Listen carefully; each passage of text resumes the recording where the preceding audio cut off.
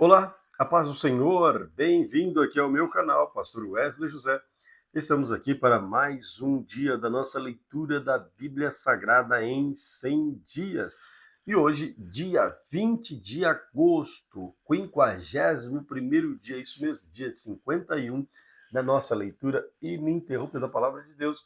Veja só quem está aqui comigo hoje lendo a Bíblia, o senhor Leonardo.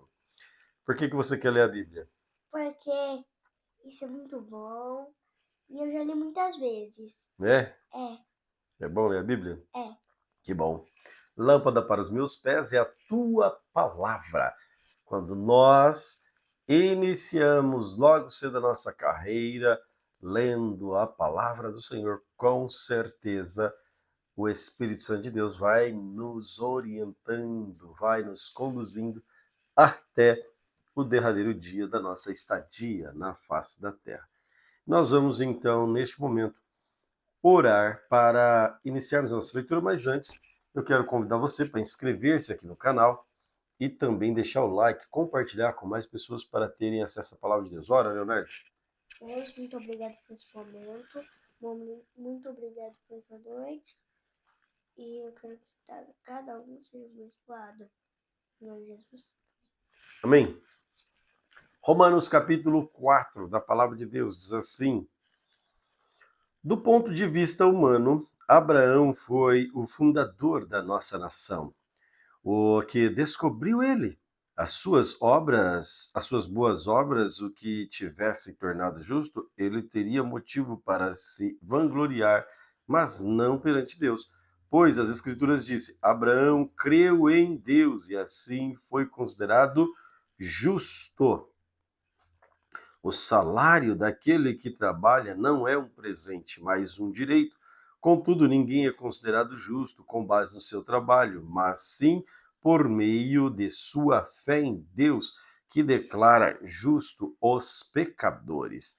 Davi também falou a esse respeito quando escreveu a felicidade daqueles que são considerados justos sem terem trabalhado para isto. São felizes. Como são felizes aqueles cuja desobediência é perdoada, cujos pecados são cobertos? Sim, como são felizes aqueles cujo pecado o Senhor não leva mais em conta. Por acaso essa bênção é apenas para os justos? Ou se estende também aos gentios incircuncidados? Já dissemos que Deus considerou Abraão justo por meio da sua fé, mas com isso aconteceu, como isso aconteceu? Ele foi considerado justo somente depois de ter sido circuncidado ou antes disso? Está claro que foi antes de ele ser circuncidado. A circuncisão era um sinal de que Abraão já possuía fé e de que Deus já havia declarado justo, mesmo antes de ele ser circuncidado. Portanto, Abraão é o pai daquele que tem fé, mas não foram circuncidados. Eles são considerados justos por causa da sua fé, e Abraão também é o pai daqueles que foram circuncidados, mas somente que tiveram o mesmo tipo de fé que Abraão tinham antes de ser circuncidado. A promessa de que Abraão e seus descendentes herdariam toda a terra não se baseou em sua obediência à lei de Deus, mas sim no fato de ele ter sido considerado justo quando teve fé. Portanto, se a herança prometida é apenas para aqueles que obedecem à lei, a fé é desnecessária e a promessa anulada, pois a lei traz ira sobre aqueles que tentam obedecer a ela. A única forma de não quebrar a lei é não ter lei nenhuma para quebrar. É por isso que a promessa vem pela fé, para que ela seja segundo a graça e assim alcance toda a descendência de Abraão, não somente os que vivem sob a lei, mas todos os que têm fé, como teve Abraão, pois ele é o pai de todos que creem, conforme aparece nas Escrituras: eu o fiz pai de muitas nações. Isso aconteceu porque Abraão creu no Deus que traz os mortos de volta à vida e cria coisas novas do nada. Mesmo quando não havia motivo para ter esperança, Abraão a manteve, crendo que se tornaria o pai de muitas nações, pois Deus lhe tinha dito: esse é o número de descendentes que você terá. E a sua fé não se enfraqueceu, embora ele soubesse que aos 100 anos seu corpo, bem como o ventre de Sara, já não tinha vigor. Em nenhum momento a fé de Abraão na promessa em Deus vacilou. Na verdade, ela se fortaleceu e com isso ele deu glória a Deus. Abraão estava plenamente convicto de que Deus é poderoso para cumprir tudo o que promete. Por isso, por sua fé, ele foi considerado justo. E quando Deus considerou Abraão justo, não o fez apenas para benefício dele. As Escrituras dizem que foi também para nosso benefício, pois elas garantem que também seremos considerados justos por crermos naquele que ressuscitou dos mortos, a Jesus, nosso Senhor. Ele foi entregue à morte por causa de nossos pecados, foi ressuscitado para que fôssemos declarados justos diante de Deus. Romanos, capítulo de número 5. Portanto, uma vez que pela fé fomos declarados justos, temos paz com Deus por causa daquilo que Jesus Cristo, nosso Senhor, fez por nós.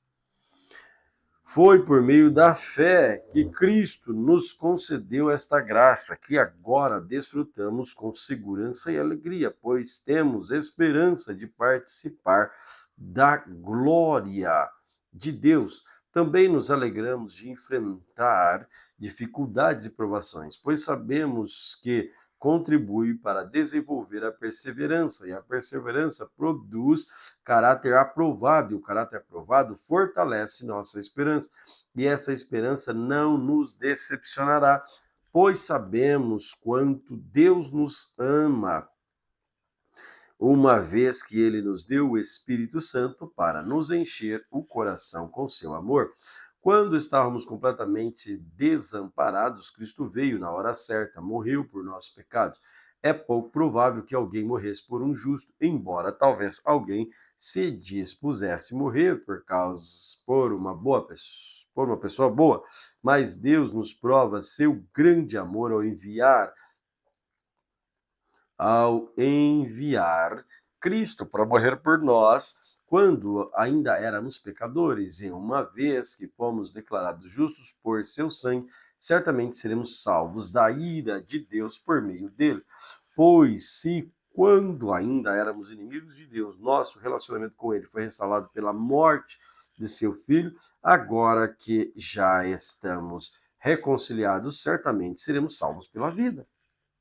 Agora, portanto, podemos nos alegrar em Deus, com quem fomos reconciliados por meio de nosso Senhor Jesus Cristo. Quando Abraão pecou, versículo 12. Quando Adão pecou, o pecado entrou no mundo e com ele a morte, que se estendeu a todos, porque todos pecaram. É fato que as pessoas pecaram antes que a lei fosse concedida, mas porque ela não existia, seus pecados não foram levados em conta. Mesmo assim, do tempo que Adão até Moisés, todos morreram, incluindo os que não desobedeceram a uma ordem explícita de Deus, como Adão desobedeceu. Na verdade, Adão é um símbolo, como uma representação daquele que ainda haveria de vir. Mas há uma grande diferença entre o pecado de Adão e a dádiva de Deus, pois o pecado de um único homem trouxe morte para muitos. Ainda maior, porém, é a graça de Deus e sua dádiva, que veio sobre muitos por meio de um único homem, Jesus Cristo. O resultado da dádiva de Deus é bem diferente do resultado do pecado de um único homem, pois enquanto o pecado de Adão levou à condenação, a dádiva de Deus nos possibilita ser declarados justos diante dele, apesar de nossos muitos pecados. A morte reinou sobre muitos por meio do pecado de um único homem. Ainda maior, porém, é a graça de Deus e a sua dádiva de justiça, e todos que recebem reinarão em vida por meio de um único homem, Jesus Cristo. É verdade que um só homem, versículo 18, é verdade que um só pecado de Adão trouxe condenação a todos, mas um só ato de justiça de Cristo removeu a culpa e trouxe vida a todos. Por causa da desobediência a Deus de uma só pessoa, muitos se tornaram pecadores, mas por causa da obediência de uma só pessoa a Deus, muitos serão declarados justos. A lei foi concedida para que todos percebessem a gravidade do pecado, mas à medida que o pecado aumentou, a graça se tornou ainda maior. Portanto, assim como o pecado reinou sobre todos e os levou à morte, agora reina a graça reina a graça que nos declara justos diante de Deus e resulta na vida eterna por meio de Jesus Cristo, nosso Senhor. 1 Samuel, capítulo 15. Certo dia, Samuel disse a Saul: Foi o Senhor que me enviou para ungí-lo rei de seu povo Israel. Agora ouça esta mensagem do Senhor. Assim diz o Senhor dos Exércitos: resolvi acertar as contas com a nação de Amaleque por ter se colocado contra Israel quando o povo saía do Egito. Agora vai destruir completamente a nação amalequita, homens, mulheres, crianças, recém-nascidos, gado, ovelha, camelos, jumentos. Então Saul reuniu seu exército em Telaim. Havia 200.000 soldados de Israel e 200.000 homens de Judá. Em seguida, Saul e o exército foram à cidade dos amalequitas, armaram uma emboscada no vale. Saul mandou este aviso aos queneus: afastem-se de onde vivem os amalequitas, para que não morram com eles, pois vocês demonstraram bondade a todos os israelitas quando eles saíram do Egito. Então os queneus saíram do meio dos amalequitas. Saul atacou, derrotou os amalequitas desde Ávila até Sur, a leste do Egito, capturou Agag, rei amalequita, e destruiu completamente todo o povo. Saul e seus homens pouparam a vida de Agag, bem como o melhor das ovelhas, do gado, dos bezerros gordos e dos cordeiros. Destruíram apenas o que não tinha valor ou que era de qualidade inferior.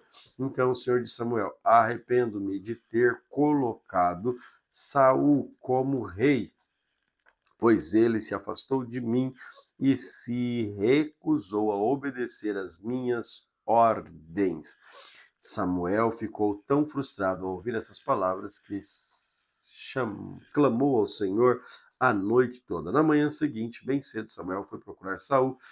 Alguém lhe disse: Saul foi para a região do Carmelo, onde levantou um monumento para si próprio, depois seguiu para Gilgal. Quando Samuel finalmente encontrou Saul, cumprimentou com alegria.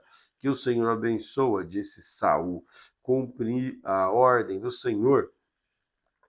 Samuel perguntou: então, o que é este balido de ovelhas e esse mugido de bois que estou ouvindo? Saul respondeu: é verdade que os soldados pouparam o melhor das ovelhas, os bois que pertenciam aos amalequitas, mas eles vão sacrificá-lo ao Senhor seu Deus. Quanto ao resto, destruímos tudo. Então Samuel disse a Saul: basta, ouça o que o Senhor me disse esta noite. O que foi? Perguntou Saul. Samuel respondeu: embora a seus próprios olhos você se considera insignificante, não se tornou líder das tribos de Israel? Sim, o Senhor ungiu o rei sobre o povo. Então o Senhor enviou-o numa missão e disse: vai, destrua completamente aqueles pecadores amalequitas. Lute contra eles até exterminá-los. Por que você não obedeceu ao Senhor? Por que tomou apressadamente os despojos e fez o que era mal aos olhos do Senhor? Mas eu obedeci, insistiu Saul. Cumpri a missão que ele encarregou. Trouxe o rei Agag, mas destruí todos os outros amalequitas. Então, meus soldados trouxeram Então os meus soldados trouxeram o melhor das ovelhas, dos bois, bem como o melhor dos despojos, a fim de sacrificá-los ao Senhor, seu Deus, em Gilgal. Samuel respondeu: O que agrada mais ao Senhor, holocaustos e sacrifícios ou obediência à voz dele? Ouça, a obediência é melhor que o sacrifício, e a submissão é melhor do que ofertas de gorduras de carneiros. A rebeldia é um pecado tão grave quanto a feitiçaria, e persistir no erro é um mal tão grave quanto adorar ídolos. Assim como você rejeitou a ordem do Senhor, ele o rejeitou como rei. Então Saul confessou: Sim, pequei, desobedeci às suas instruções, à ordem do Senhor, pois tive medo do povo e fiz o que eles exigiram. Agora imploro que perdoe meu pecado e volte comigo para que eu possa adorar o Senhor. Samuel, porém, respondeu: Não voltarei com você, uma vez que você rejeitou a ordem do Senhor. Ele o rejeitou como rei de Israel. Quando Samuel se virou para ir embora, Saul tentou detê-lo, segurando a barra de seu manto, que se rasgou. Então Samuel lhe disse: Hoje o Senhor rasgou de você o reino de Israel e o entregou a outro melhor do que você.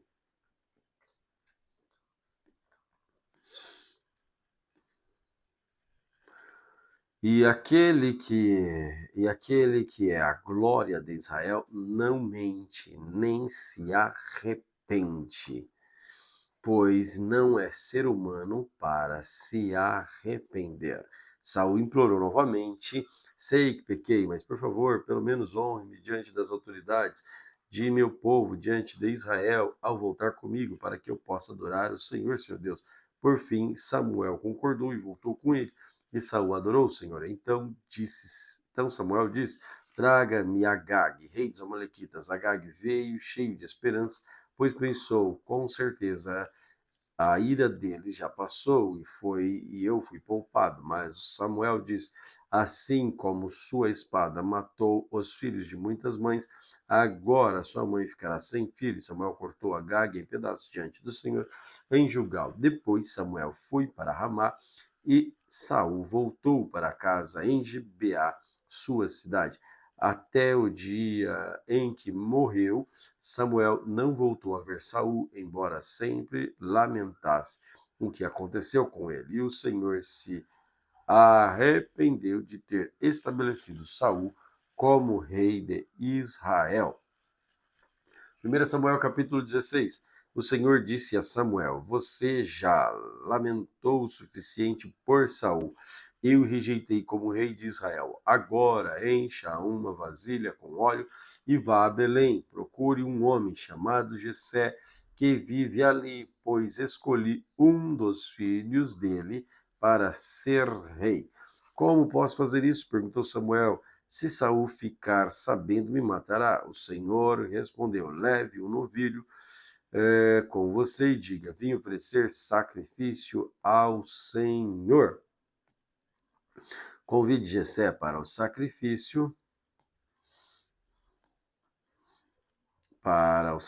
e eu lhe mostrarei o que você deve fazer e qual dos filhos dele deve ungir para mim. Samuel fez o que o Senhor disse. Quando chegou a Belém, as autoridades da cidade foram encontrá-lo, tremendo de medo. O Senhor vem em paz? Perguntaram. Sim, respondeu Samuel. Vim oferecer um sacrifício ao Senhor. Purifiquem-se e venham comigo para o sacrifício. Então Samuel realizou a cerimônia para purificar Jessé e seus filhos e também os convidou para o sacrifício. Quando chegaram, Samuel olhou para Eliabe e pensou: com certeza, este é o homem que o Senhor ungirá. O Senhor, porém, disse a Samuel: Não julgue pela aparência, nem pela altura, pois eu o rejeitei. O Senhor não vê as coisas como o ser humano vê. As pessoas julgam pela aparência exterior, mas o Senhor olha para o coração. Então Jessé chamou seu filho Aminadab e levou até Saul, e ele, porém, disse: não foi este que o Senhor escolheu. Em seguida, Jessé chamou Simeia, mas Samuel disse: também não foi este que o Senhor escolheu. Da mesma forma, todos os 7 filhos de Jessé foram apresentados a Samuel. Mas Samuel disse a Jessé: o Senhor não escolheu nenhum deles. Então Samuel perguntou: são estes todos os seus filhos? Jessé respondeu: ainda tenho mais novo, mas ele está no campo tomando conta do rebanho.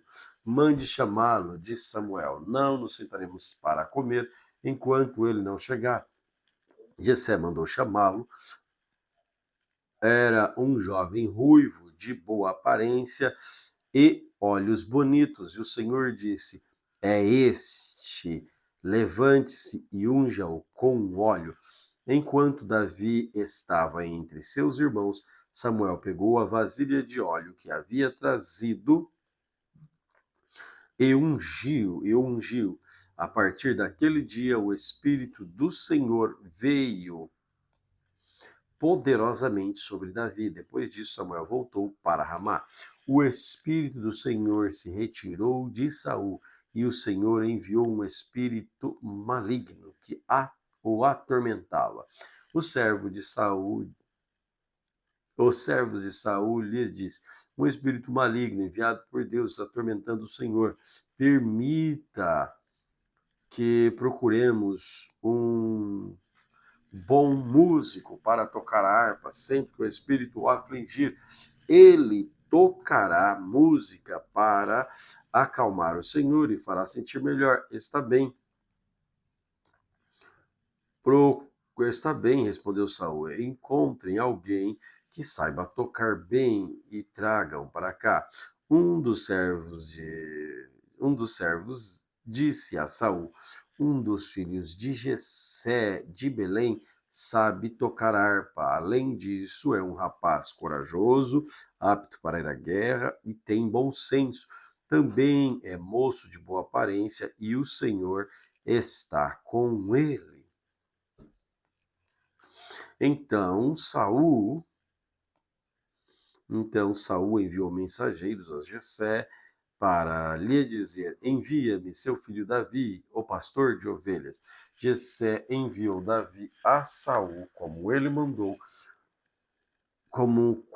mandou um jumento carregado de pão, um cabrito e uma vasilha de couro cheia de vinho. Davi se apresentou a Saul e começou a servi-lo. Saul gostou muito de Davi e o tornou seu escudeiro.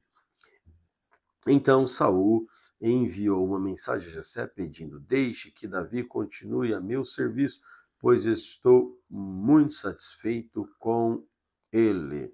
Assim, sempre que o espírito maligno enviado por Deus afligia Saul, Davi tocava a harpa. Saul se sentia melhor e o espírito se retirava dele.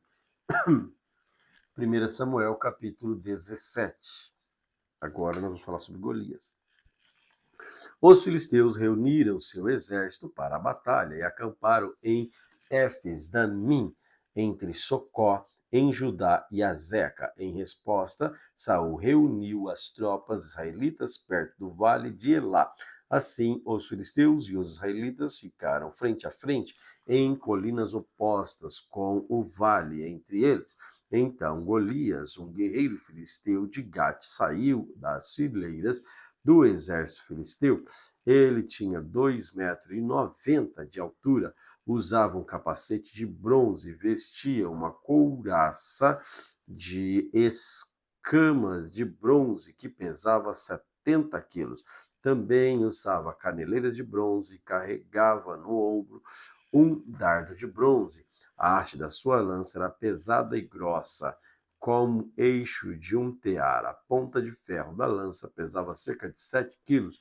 Seu escudeiro caminhava à frente dele. Golias parou e gritou para as tropas israelitas: porque saíram todos para lutar. Eu sou filisteu e vocês são servos de Saul. Escolha um homem para vir aqui e lutar comigo. Se ele me matar, seremos seus escravos, mas se eu matar, vocês serão nossos escravos. Hoje desafio o exército de Israel. Mandem um homem para lutar comigo. Quando Saul e os israelitas ouviram isso, ficaram aterrorizados e muito abalados. Davi era filho de Jessé, efrateu de Belém, da terra de Judá, na época do rei Saul. Jessé era idoso e tinha 8 filhos. Os 3 filhos mais velhos de Jessé, Eliabe, Abinadab e Simeia, haviam se alistado no exército de Saul para lutar contra os filisteus. Davi era o mais novo, seus 3 irmãos mais velhos seguiam o exército de Saul, enquanto Davi ia e voltava para ajudar seu pai a cuidar das ovelhas em Belém. Durante 40 dias, pela manhã e à tarde, o guerreiro filisteu se apresentava diante do exército israelita e os desafiava. Durante um dia, Jessé disse a Davi: leve depressa para seus irmãos que estão no acampamento este cesto com grãos tostados e estes 10 pães. Leve também estes 10 queijos para o capitão deles. Veja como estão seus irmãos e traga notícias deles. Os irmãos de Davi estavam com Saul e o exército israelita no vale de Elá lutando contra os filisteus. Davi deixou as ovelhas com outro pastor e na manhã seguinte partiu bem cedo com os presentes, como Jessé havia ordenado. Chegou ao acampamento quando o exército israelita saía para o campo de batalha com gritos de guerra. Logo os filisteus e os israelitas estavam frente a frente, exército contra exército. Davi deixou suas coisas com o responsável pelos suprimentos e correu até a frente da batalha para saudar seus irmãos. Enquanto falava com eles, Golias, o guerreiro filisteu de Gate, saiu das fileiras do exército. Davi ouviu gritar e seu desafio habitual. Quando os israelitas viram Golias, começaram a fugir apavorados. Vocês viram aquele homem? Perguntavam uns aos outros. Ele sai todos os dias para desafiar Israel. O rei ofereceu uma grande recompensa para quem o matar. Dará uma de suas filhas como esposa e isentará toda a família dele de pagar impostos. Então Davi perguntou aos soldados que estavam por perto: o que receberá o homem que matar esse filisteu e acabar com essas provocações contra Israel? Afinal de contas, quem é este filisteu incircunciso para desafiar o exército de Deus vivo? Os soldados repetiram o que tinha dito e afirmaram: sim, essa é a recompensa para quem o matar. Quando Eliabe, irmão mais velho de Davi, ouviu falando com os soldados, ficou furioso e perguntou: o que você está fazendo aqui? Não devia estar tomando conta daquelas poucas ovelhas? Conheço sua arrogância e suas más intenções. Você quer apenas ver a batalha. O que eu fiz agora, disse Davi, só fiz uma pergunta. Então foi até outros soldados, fez a mesma pergunta e recebeu a mesma resposta. Alguém contou ao rei Saul que Davi tinha dito. O rei mandou chamá-lo. Davi disse a Saul: ninguém se preocupe por causa desse filisteu. Seu servo vai lutar contra ele. Saul respondeu: você não conseguirá lutar contra esse filisteu e vencer. É apenas um rapaz e ele é um guerreiro desde a juventude. Davi, porém, insistiu: tomo conta das ovelhas de meu pai, e quando um leão ou um urso aparece para levar um cordeiro do rebanho, vou atrás dele com o meu cajado e tiro o cordeiro da sua boca. E o animal me ataca, e eu o seguro pela mandíbula e dou golpes nele com meu cajado até ele morrer. Fiz isso com o leão e o urso, e farei o mesmo com esse filisteu incircunciso, pois ele desafiou o exército do Deus vivo. E disse ainda: o Senhor me livrou das garras do leão e do urso, também me livrará desse filisteu. Por fim, Saul consentiu. Está bem, então vá, disse, e que o Senhor esteja com você. Então Saul deu a Davi sua própria armadura, incluindo uma couraça e um capacete de bronze. Davi prendeu a espada sobre a armadura e tentou dar alguns passos, pois nunca tinha usado essas coisas. Não consigo andar com tudo isso, pois não estou acostumado, disse a Saul. E tirou a armadura, pegou 5 pedras de um riacho e as colocou na sua bolsa de pastor. Armado apenas com seu cajado e sua funda, foi enfrentar o filisteu. Golias, com seu escudeiro à frente, caminhava em direção a Davi, rindo com desprezo do belo jovem ruivo. Gritou para Davi: por acaso sou um cão para que você venha a mim como um pedaço de pau? E amaldiçoa Davi em nome de seus deuses. Venha cá e darei sua carne às aves e aos animais selvagens, berrou Golias. Davi respondeu ao filisteu: você vem a mim com espada, com uma lança, um dardo, mas eu vou enfrentá-lo em nome do Senhor dos exércitos, o Deus dos exércitos de Israel, que você desafiou. Hoje o Senhor entregará você em minhas mãos, e eu matarei e cortarei a sua cabeça. Então darei aos cadáveres de seus homens, às aves e aos animais selvagens, e o mundo todo saberá que há Deus em Israel. E todos os que estão aqui reunidos saberão que o Senhor salva seu povo, mas não com espadas, nem com lança. A batalha é do Senhor, e ele entregará vocês em nossas mãos. Quando o filisteu se aproximou para atacar, Davi foi correndo enfrentá-lo.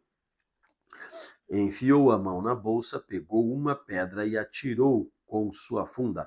A pedra acertou o filisteu na testa e ficou encravada ali, e Golias caiu com o rosto na terra. Assim Davi venceu o filisteu e o matou com apenas uma funda e uma pedra, pois não tinha espada. Em seguida correu até o filisteu, puxou a bainha da espada dele e a usou para matá-lo e cortar a cabeça. Quando os filisteus viram que seu melhor guerreiro estava morto, deram meia volta e fugiram. Os soldados de Israel e de Judá soltaram um forte grito de vitória, perseguindo os filisteus até Gate e até os portões de Ecrom. E os corpos dos filisteus mortos, feridos, ficaram espalhados pelo caminho, e de Sarim até Gate e Ecrom. Então os exércitos israelitas voltou e saqueou o acampamento abandonado dos filisteus. Davi levou a cabeça do filisteu para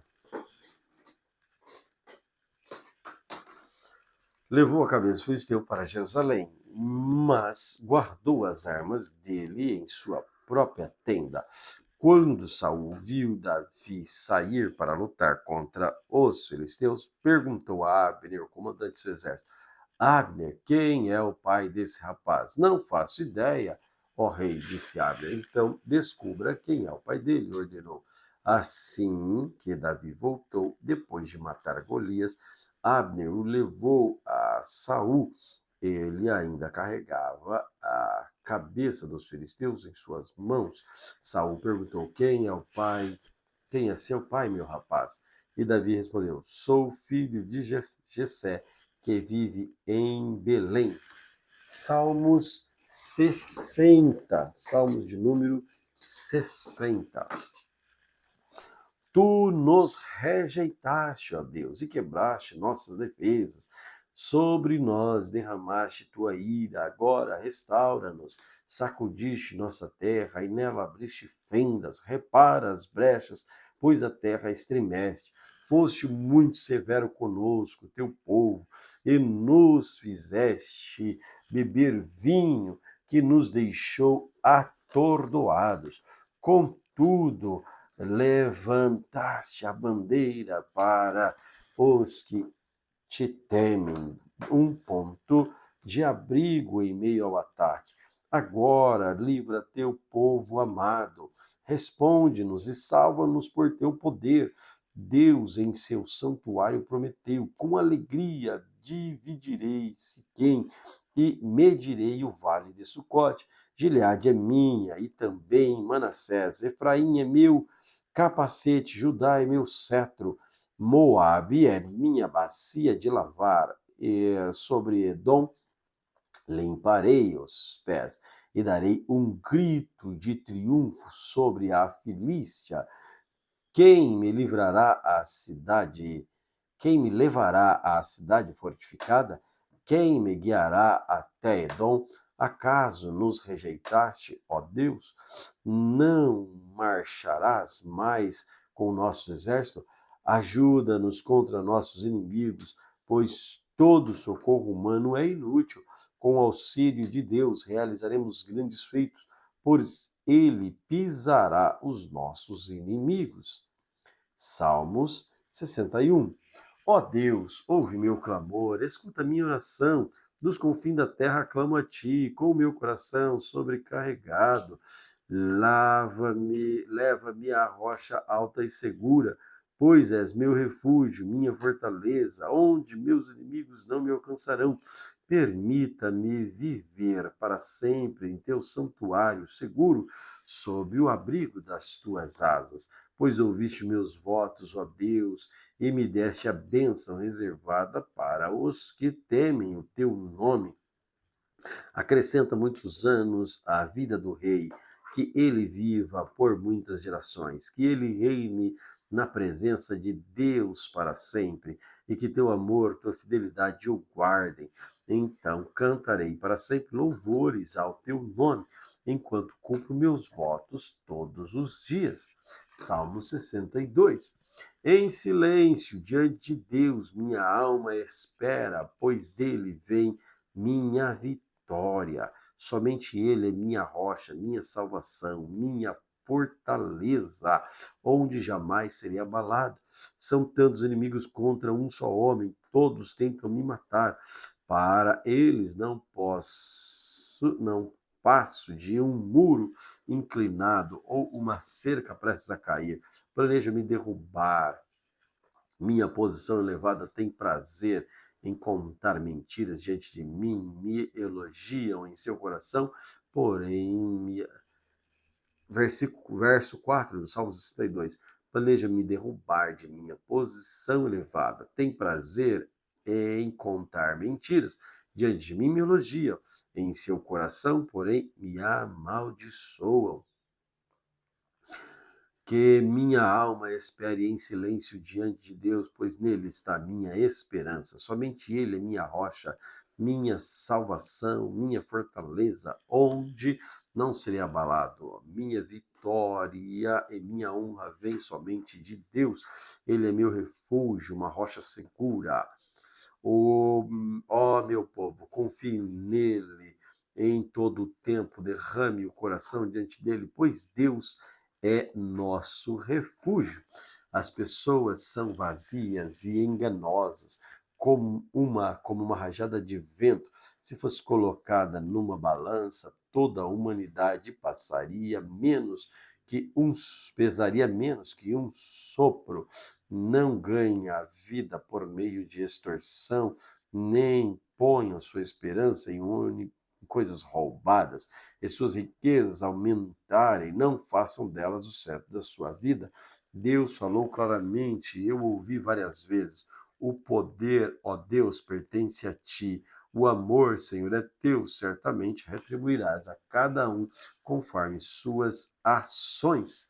Glória a Deus pela leitura de hoje. Que o Senhor Jesus continue abençoando você e toda a sua família. Amém? Amém. Tchau. Deus abençoe. Deus abençoe.